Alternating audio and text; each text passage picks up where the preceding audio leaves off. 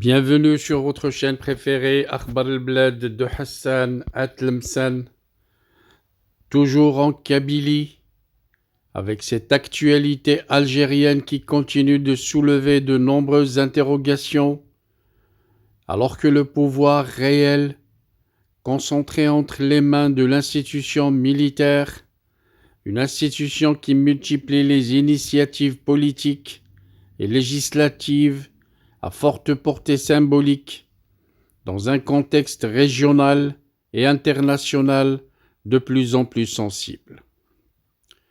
Dernier développement en date, l'adoption par le Parlement algérien d'une loi visant à criminaliser la colonisation française, présentée officiellement comme un acte de justice mémorielle.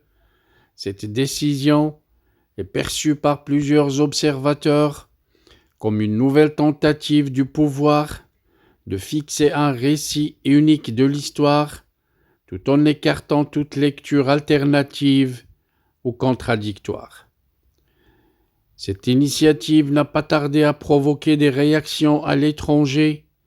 En France, le député Julien Audoul a publiquement rejeté toute exigence de repentance imposée à Paris, estimant que les discours officiels algériens souffrent d'un traitement sélectif de l'histoire. Il a notamment évoqué des périodes et des faits largement absents du débat officiel, comme la domination ottomane en Algérie, ou encore certaines pages sombres de l'histoire régionale rarement reconnues.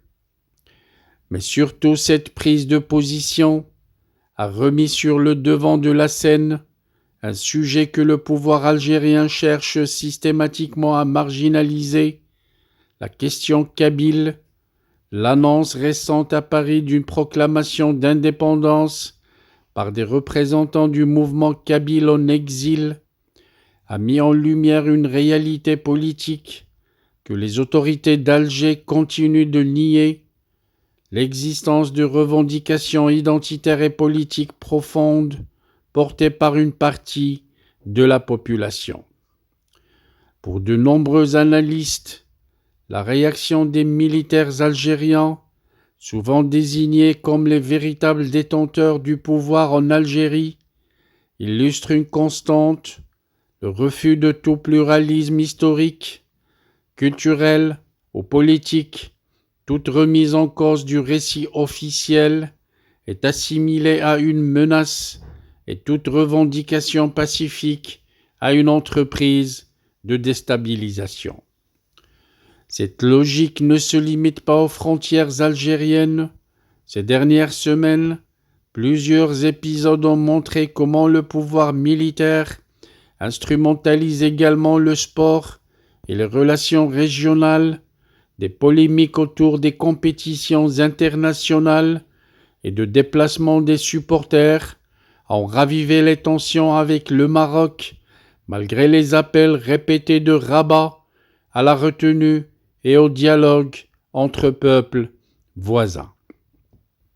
Là encore, de nombreux observateurs y voient une stratégie de diversion, déplacer l'attention vers des conflits extérieurs supposés, afin d'éviter un débat de fond sur la gouvernance, sur les libertés publiques, la situation économique et les aspirations réelles de la société algérienne, mais surtout du peuple kabyle.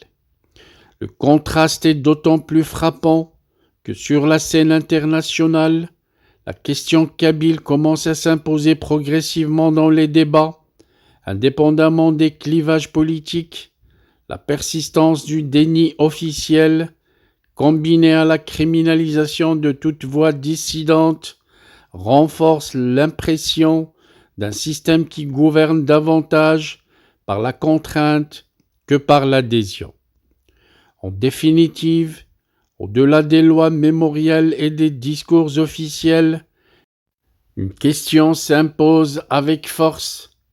Peut-on réellement imposer une version figée de l'histoire sans reconnaître la diversité des mémoires, des identités et des trajectoires qui composent une nation.